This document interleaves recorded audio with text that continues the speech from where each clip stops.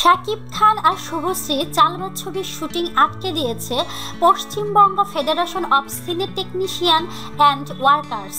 সংগঠনটি ছবির প্রযোজনা প্রতিষ্ঠান এসকে মুভিজের বিরুদ্ধে অভিযোগ এনেছে।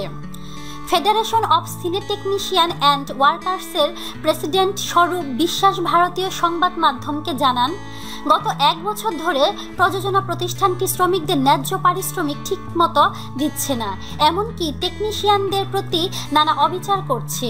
19 জনকে তাদের প্রাপ্য এখনও দেয়নি, এমন অভিযোগ এসেছে ফেডারেশনের কাছে। এমনটা যাতে ভবিষ্যতে আর না ঘটে, এ কারণেই সংগঠনটি চালবাজ ছবির শুটিংয়ে নিষেধাজ্ঞা দিয়েছে। এই নিষেধাজ্ঞার কাগজ 6 জুন এসকে মুভিজের অফিসে পৌঁছানো হয়েছে। সেদিনই চালবাজ ছবির কাজ বন্ধ করতে বলা হয়। এবার বিষয়টি পশ্চিমবঙ্গে মুখ্যমন্ত্রী মমতা বন্দ্যোপাধ্যায়কে জানাবে ফেডারেশনের নেতৃবৃন্দ। 20 জুন থেকে লন্ডনে চালবাজ ছবির শুটিং শুরু হওয়ার কথা। ছবিটি পরিচালনা করছেন কলকাতার জয়দীপ মুখার্জি আর ঢাকার অনন্য মামুন।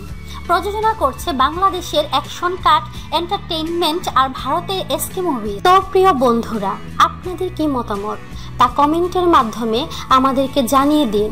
আর অবশ্যই আমাদেরকে লাইক, কমেন্ট, শেয়ার এবং সাবস্ক্রাইব করতে ভুলবেন না।